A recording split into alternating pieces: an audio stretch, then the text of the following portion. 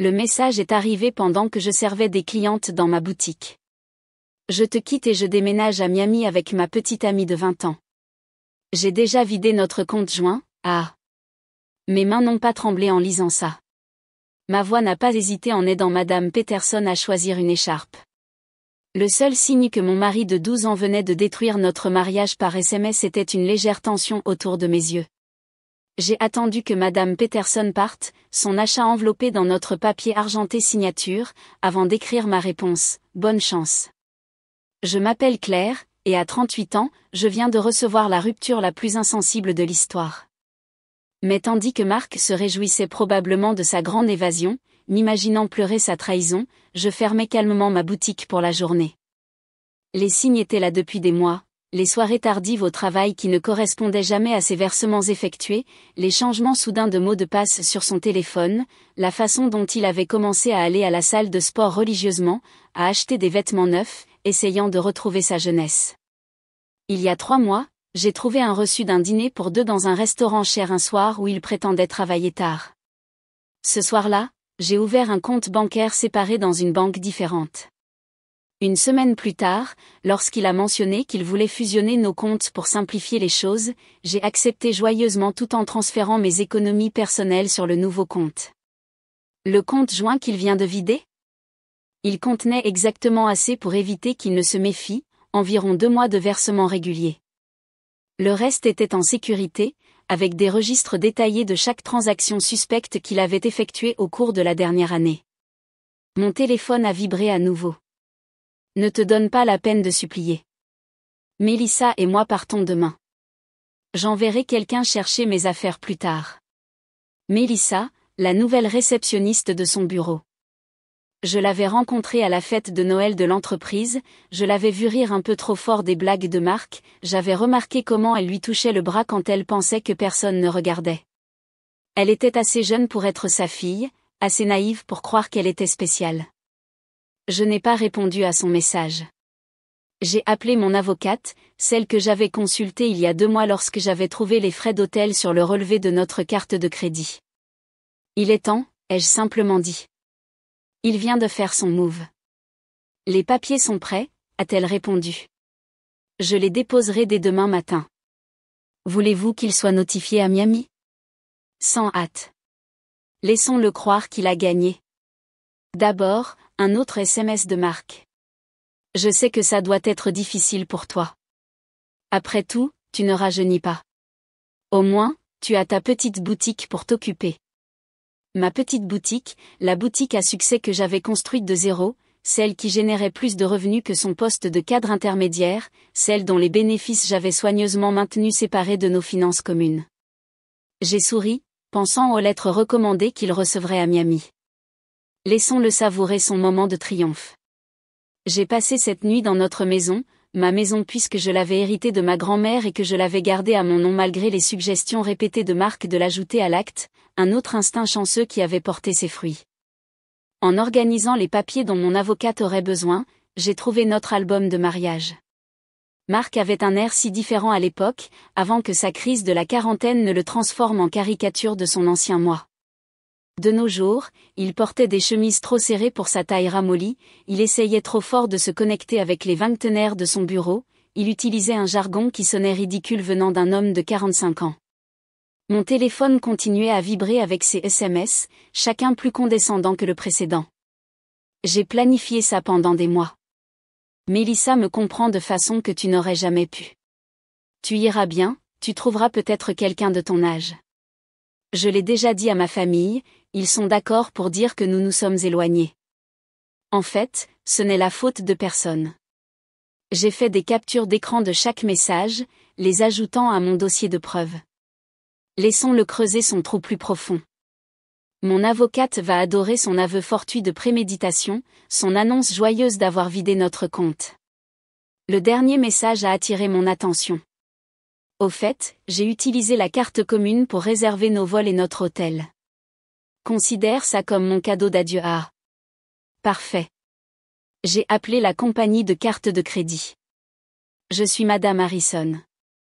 Je dois signaler des fraudes et annuler une carte immédiatement. Bien sûr, Madame. Pouvez-vous identifier les frais? 2 billets en première classe pour Miami réservés aujourd'hui. Frais d'hôtel au Royal Palm. Et je devrais supprimer mon mari comme utilisateur autorisé. Avez-vous des documents prouvant la fraude? Des SMS de mon mari admettant qu'il a utilisé notre carte commune pour réserver des voyages avec sa petite amie après avoir vidé notre compte bancaire. Je serais ravi de vous les transférer. Le ton professionnel de la représentante n'a pas pu dissimuler entièrement sa satisfaction en annulant les frais. Marc et Mélissa arriveraient à l'aéroport demain pour trouver leurs billets invalidés, leur réservation d'hôtel annulée. Mon téléphone a vibré à nouveau. Ne t'inquiète pas pour la maison. Je te laisserai y rester jusqu'à ce que tu trouves quelque chose de plus petit. En fait, j'ai éclaté de rire. Pensait-il vraiment avoir un droit sur la maison de ma grand-mère? Son ego avait-il tellement grandi qu'il avait oublié au nom de qui était l'acte de propriété? Une autre vibration. Et je sais que la boutique compte beaucoup pour toi. Nous pouvons convenir d'un paiement juste pour ta part. Ma part? De mon entreprise que j'avais construite moi-même, financée moi-même, développée moi-même pendant qu'il se plaignait de mes longues heures et l'appelait mon hobby. Je me suis versé un verre de vin, du bon que j'avais gardé pour une occasion spéciale. Cela le valait bien. Demain, Marc apprendrait quelques dures vérités sur le droit de propriété et les actifs séparés, mais ce soir, je profiterai du calme et je planifierai mon prochain chapitre. Le matin a apporté un flot de SMS de plus en plus furieux de Marc. Qu'est-ce que tu as fait avec notre carte de crédit? La compagnie aérienne ne veut pas honorer nos billets. L'hôtel a annulé notre réservation. Réponds-moi. J'ai mis mon téléphone en silencieux et je me suis rendu à ma boutique. Le vendredi était toujours notre jour le plus chargé, et j'avais une nouvelle livraison de sacs de créateurs à déballer. La vie continue, même lorsque votre mari s'enfuit avec une réceptionniste assez jeune pour être sa fille. Vers midi, sa mère a appelé. Claire, ma chérie, Marc nous a tout raconté sur le fait que tu étais si possessive, comment tu l'as repoussé. Il dit que tu es vengative maintenant, que tu causes des problèmes avec ses projets de voyage. Je l'ai mise en haut-parleur pendant que j'organisais une vitrine. A-t-il mentionné qu'il avait vidé notre compte joint et chargé des billets pour lui et sa petite amie sur notre carte de crédit? Silence. Puis, eh bien, il a dit que tu ne lui avais laissé d'autre choix, que tu avais été froide et distante. Barbara, j'ai ces SMS. Voulez-vous que je vous les lise? Celui où il se vantait de prendre notre argent, ou peut-être celui où il se moquait de mon âge? Une autre pause. Ça semblait un peu cruel. Je lui ai dit que ce SMS était inapproprié. J'apprécie l'appel, Barbara. Tu m'as toujours plu, mais je pense qu'il vaut mieux que nous mettions fin à cette conversation maintenant. Mon avocate m'a conseillé un contact minimal avec la famille de Marc pendant la procédure. Procédure déjà? Au revoir, Barbara. En fin d'après-midi, la sœur de Marc, Amanda, colportait des ragots familiaux par le biais d'amis communs. Apparemment, Marc et Mélissa étaient coincés dans un motel bon marché près de l'aéroport, leur rêve de Miami temporairement déraillé. Il a essayé d'utiliser ses cartes de crédit personnelles, mais celles-ci étaient à découvert depuis des mois, un autre signe avant-coureur que j'avais remarqué. Mon avocate a appelé avec une mise à jour. L'audience d'urgence est prévue pour lundi. Compte tenu de son aveu d'avoir vidé le compte joint et de la fraude documentée avec la carte de crédit, nous sommes en position de force pour geler tous les actifs restants. A-t-il déjà été notifié? Pas encore, mais il recevra les papiers à l'adresse de son nouveau motel. En parlant de ça, les réseaux sociaux de sa petite amie fournissent d'excellentes preuves. Elle a publié sur leur aventure toute la journée, y compris quelques commentaires choisis à ton sujet. J'ai souri, pensant à ma propre documentation, un an de frais suspects, des reçus d'hôtel, des SMS prouvant la préméditation. Marc avait été tellement concentré sur sa grande évasion qu'il n'avait jamais pensé que je pouvais être en train d'observer, d'attendre, de me préparer. Mon téléphone a vibré avec un autre SMS. Tu crois être si intelligente, mais j'ai fait des copies de tous les registres financiers de la boutique. La moitié de cette entreprise m'appartient. J'ai transféré le SMS à mon avocate, l'ajoutant au dossier croissant des erreurs de Marc. Laissons-le apprendre à ses dépens sur les actifs séparés et la propriété de l'entreprise. Parfois, la meilleure vengeance est simplement d'être préparé. L'audience d'urgence de lundi a été tout ce à quoi je pouvais m'attendre. Marc est apparu avec ses nouveaux vêtements jaunes, des jeans de créateur trop serrés pour son âge, une veste qui criait crise de la quarantaine. Mélissa attendait dehors, sa jeunesse douloureusement évidente sous l'éclairage dur du tribunal. Mon avocate a présenté nos preuves méthodiquement, le SMS joyeux de Marc sur la façon dont il a vidé notre compte, sa fraude par carte de crédit, ses antécédents documentés de dépenses cachées, chaque pièce soigneusement recueillie pendant des mois d'observation silencieuse. Votre honneur, a tenté l'avocat de Marc, engagé précipitamment, mon client admet quelques décisions précipitées, mais les actions de Madame Harrison ont été vengatives et calculées. Calculées, a rétorqué mon avocate. Vous voulez dire prudente. Ma cliente a protégé ses actifs séparés et a tenu des registres détaillés du comportement suspect de son mari. Ce n'est pas vengé, c'est une affaire intelligente. Le juge a examiné ma documentation, l'acte de propriété séparé de la maison, les documents de la boutique et de la société à mon seul nom, la séparation soignée des finances commerciales et personnelles dont Marc s'était toujours plaint. Monsieur Harrison, le juge s'est adressé directement à Marc, vous avez admis par SMS avoir délibérément vidé un compte joint et avoir utilisé des cartes de crédit partagées pour financer un voyage avec votre petite amie. Nieriez-vous cela? Marc a bougé mal à l'aise. J'essayais juste de faire une rupture nette. En commettant une fraude financière? Le juge a levé un sourcil. Et maintenant, vous revendiquez des droits sur des biens que la documentation montre être clairement séparés des biens matrimoniaux. L'entreprise a prospéré pendant notre mariage, a de nouveau tenté l'avocat de Marc. Mon client a droit à l'entreprise. L'entreprise a été créée avant le mariage, a interrompu mon avocate, et Madame Harrison a maintenu une stricte séparation des finances commerciales et personnelles en tout temps. Nous avons la documentation de chaque centime investi et gagné. J'ai observé le visage de Marc tandis que la réalité commençait à faire son effet. Il pensait que ce serait facile, vider nos comptes, s'enfuir avec sa petite amie, peut-être réclamer la moitié de mon entreprise lors du divorce. Il ne s'était jamais donné la peine de comprendre mon insistance à garder les choses séparées, il avait ridiculisé ma comptabilité méticuleuse comme étant obsessionnelle. Le tribunal trouve des preuves suffisantes de mauvaise conduite financière, a annoncé le juge. Tous les biens partagés sont gelés jusqu'à la dissolution finale. Monsieur Harrison est sommé de restituer tous les fonds retirés des comptes joints dans un délai de 24 heures. Mais cet argent est parti, a protesté Marc. Nous l'avons dépensé en. Alors je suggère que vous trouviez un moyen de le reconstituer, l'a interrompu le juge. Étage M. Harrison, le tribunal a une opinion très défavorable sur l'utilisation de cartes de crédit partagées pour financer des aventures avec des maîtresses. Devant le tribunal, j'ai entendu Mélissa demander à Marc quels étaient ses projets pour Miami. Sa réponse s'est perdue dans le son de mes talons qui claquaient avec assurance sur le sol en marbre, me dirigeant vers l'entreprise qu'il n'avait jamais comprise ni respectée. Les semaines suivantes ont apporté une série de mouvements de plus en plus désespérés de la part de Marc. Il a tenté d'affirmer que la boutique avait été son idée, il s'est souvenu avoir investi de l'argent dans ses premiers jours, il a même suggéré qu'il avait été mon associé commercial depuis le début, des affirmations rapidement démenties par mes registres méticuleux. Il désespère, a fait remarquer mon avocate. Les réseaux sociaux de sa petite amie montrent qu'ils vivent maintenant dans son studio. Apparemment, vivre avec un salaire de réceptionniste n'est pas l'évasion glamour qu'il avait imaginée.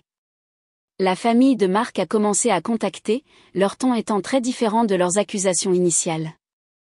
Nous n'avions aucune idée, a admis sa sœur Amanda. Il a si bien joué la victime. Mais en voyant comment il a géré tout ça, comment il a réagi après. J'ai honte de lui avoir jamais cru. Sa mère a rappelé, cette fois en larmes. Les choses qu'il a dites sur ton âge, sur le fait de te remplacer par quelqu'un de plus jeune. Je l'ai mieux élevé que ça. Je pensais l'avoir fait, de toute façon. J'ai laissé ses appels aller à la messagerie vocale. Son soutien aurait pu signifier quelque chose il y a des semaines, mais maintenant, cela ressemblait à des rats quittant un navire qui coule. La boutique a prospéré, ironiquement stimulée par les potins locaux sur ma situation. Les femmes ont commencé à venir spécifiquement pour montrer leur soutien, souvent en partant avec beaucoup plus qu'elles n'avaient prévu d'acheter. Mon ex a essayé quelque chose de similaire, m'a confié une cliente en achetant un sac de créateur. Il pensait qu'il emporterait tout au divorce. Les hommes comme ça ne s'attendent jamais à ce que nous soyons plus intelligents qu'eux. Mon téléphone vibrait encore de temps en temps avec les SMS de Marc, son ton oscillant entre la colère et la manipulation. Tu as tout gâché. Je n'ai jamais voulu te faire de mal. Tu vas regretter d'être si vengative. On ne peut pas trouver un accord ? Cette entreprise ne serait rien sans mon soutien. J'ai transféré chaque message à mon avocate sans répondre. Laissons-le creuser son trou plus profond. Par le biais des rumeurs, j'ai appris que Mélissa avait des doutes. Apparemment, partager son studio avec un homme d'âge moyen qui ne pouvait pas se permettre son propre logement n'était pas l'aventure romantique qu'elle avait imaginée. La différence d'âge qui avait semblé excitante lors des rencontres secrètes dans les hôtels semblait différente sous la lumière crue de la réalité. Elle a publié sur les relations toxiques et appris de ses erreurs hier, a mentionné mon avocate lors d'un appel de mise à jour, et elle a supprimé son statut de relation ce matin. J'ai presque eu pitié de Marc, presque. Mais ensuite, je me suis souvenu de son « ah » après m'avoir dit qu'il avait vidé notre compte, de la cruauté fortuite de ses commentaires sur mon âge, de la façon dont il avait supposé que je serais impuissante sans lui. Au lieu de pitié, j'ai ressenti autre chose, de la fierté. Fierté de ma prévoyance, de ma force silencieuse, de ma capacité à me protéger pendant qu'il me sous-estimait. L'audience finale de divorce a peint une image très différente du triomphe imaginé de Marc. Son attitude arrogante avait disparu, remplacée par une panique à peine dissimulée. Mélissa était remarquablement absente. Elle avait emménagé avec un collègue de son âge, selon les rumeurs du bureau. Marc était apparu avec ses vieux vêtements, la garde-robe de créateur apparemment retournée pour aider à payer le compte joint qu'il avait vidé.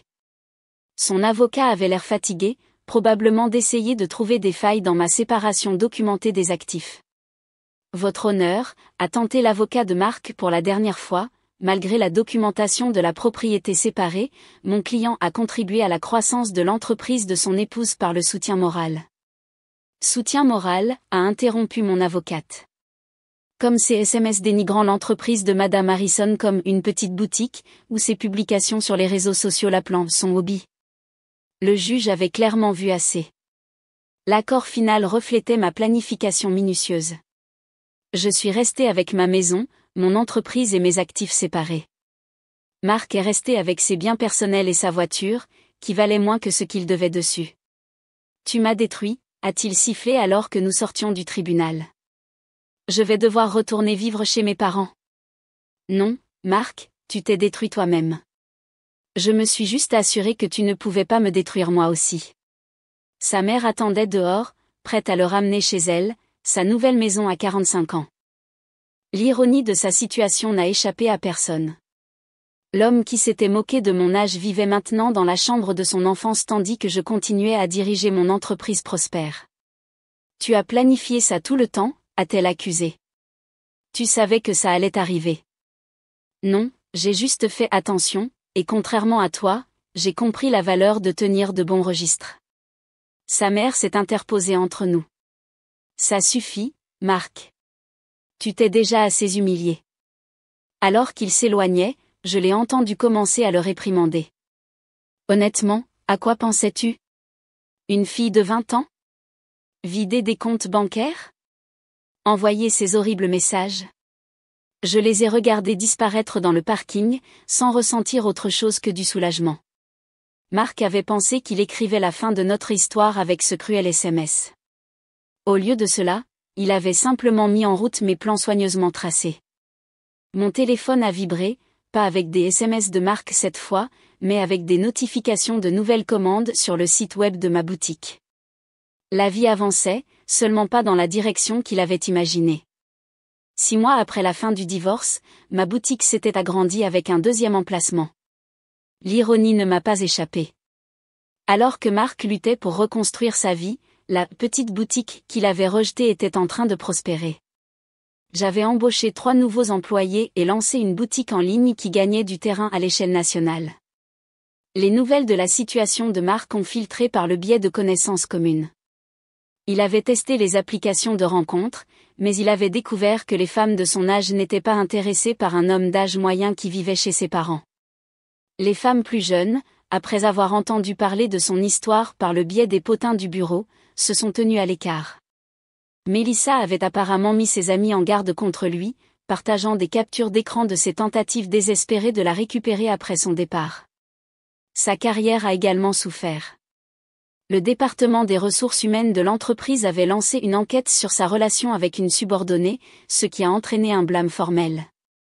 L'avancement qu'il attendait a été attribué à quelqu'un d'autre, quelqu'un qui n'avait pas d'antécédent de relations inappropriées avec le personnel de réception. Il a tenté de plaider la discrimination liée à l'âge. Amanda m'a dit lors d'une visite inattendue à la boutique, il a dit qu'on le punissait pour être sorti avec quelqu'un de plus jeune. Les ressources humaines ont simplement ajouté cette plainte à son dossier. J'ai été surprise de voir sa sœur dans mon magasin, mais sa présence en disait long sur la manière dont Marc avait complètement aliéné sa propre famille. Je sais que nous ne t'avons pas soutenu au début, a-t-elle admis, passant ses doigts sur un foulard en soie. Il a si bien joué la victime.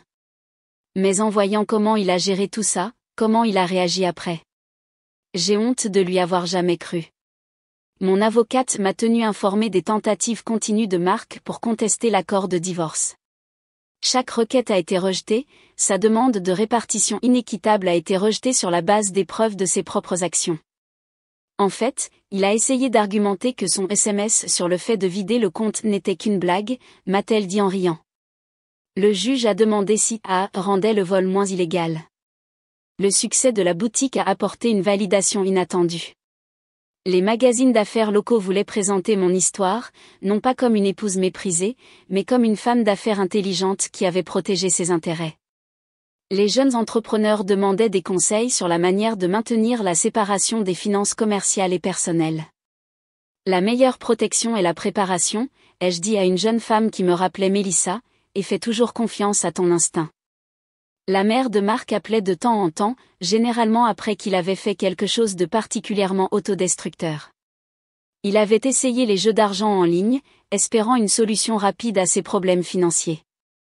Il s'était impliqué dans un système pyramidal qui promettait des rendements rapides. Chaque tentative de retrouver son ancien style de vie ne faisait que l'enfoncer davantage dans les problèmes. Je ne sais pas où nous avons fait erreur avec lui, a-t-elle soupiré lors d'un appel. Son père et moi nous lui avons proposé de l'aider à se remettre s'il assumait simplement la responsabilité de ses actes, mais il continue de blâmer tout le monde, toi, Mélissa, son entreprise, le juge. J'ai écouté courtoisement, mais j'ai gardé mes distances. Son drame familial n'était plus mon problème. Ma vie avait progressé, pleine de projets pour un 4e emplacement de la boutique et une éventuelle expansion vers les accessoires de luxe. Le seul rappel de l'impact de Marc sur ma vie était une capture d'écran encadrée accrochée dans mon bureau, son dernier SMS avant que je ne bloque son numéro, « Amuse-toi bien avec ta petite boutique, au moins ça te tiendra occupé dans ta vieillesse ». En dessous se trouvait mon dernier prix d'entreprise, preuve que parfois la meilleure vengeance est simplement de réussir à ses propres conditions. Un an après la fin du divorce, j'ai organisé une grande inauguration pour mon 3e emplacement de la boutique. L'événement a attiré les médias locaux, et l'histoire qu'il voulait raconter ne portait pas sur mon mariage raté, elle portait sur une femme d'affaires prospère qui développait sa marque. La trahison de Marc était devenue une simple note de bas de page dans mon histoire à succès. Pendant la séance de questions-réponses, une femme a posé une question sur la manière de maintenir la séparation des finances commerciales et personnelles. Mon mari dit que je suis paranoïaque, que le mariage signifie partager tout. Mon ex-mari disait la même chose, ai-je répondu, jusqu'à ce qu'il essaie de réclamer la moitié de mon entreprise lors de notre divorce. Fais confiance à ton instinct. La protection n'est pas de la paranoïa. La chaîne de boutiques était passée à 5 emplacements, chacun plus prospère que le précédent. La petite boutique que Marc avait ridiculisée employait maintenant 30 personnes et avait figuré dans plusieurs magazines nationaux. Par le biais d'amis communs, j'ai appris que Marc avait finalement déménagé de chez ses parents dans un petit appartement au-dessus d'un garage. Il avait dû accepter un emploi moins bien rémunéré après que son ancienne entreprise ait réduit ses effectifs, supprimant son poste lors de la restructuration.